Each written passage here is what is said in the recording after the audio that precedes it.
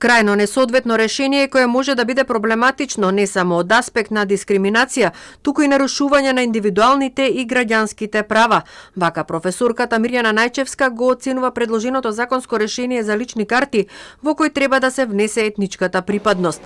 Бара негово итно повлекување од процедура. Ова е спротивно на граѓанскиот модел и флексибилноста која што ја форсира овој граѓански модел, а тоа е флексибилноста на идентитетите.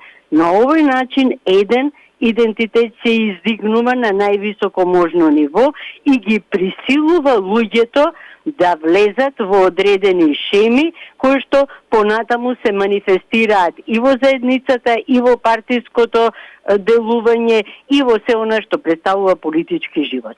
Вакво градење на етнички бастиони е непримерно на општеството кое што навидум го градиме. Внесувањето на етничка припадност во личната карта е барање на Беса, кое беше услов за коалицирање со СДСМ.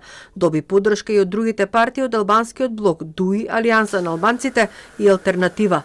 Најчевска предупредува дека политичките договори не мора секогаш да се имплементираат. Дали тоа значи дека доколку се договора за дискриминирачки активности, ние ќе го прифатиме тоа? Дали ако се договора за активности кои што се спротивни на она што представува градење на новиот политички систем, ние треба да го прифатиме тоа затоа што е тоа партиски договор?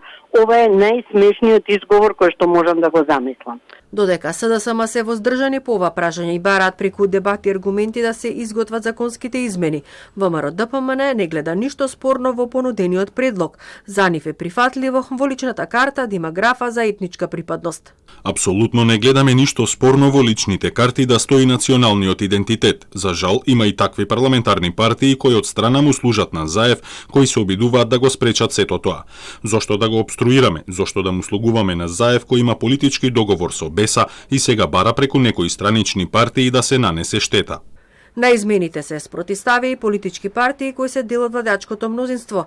Предлагачите, четворицата пратеници од Беса, сметаат дека припадниците на етничките заедници имаат право да искажат својата етничка припадност и преку личната карта, како јавна исправа со која се искажува идентитетот, живеалиштето и државјанството.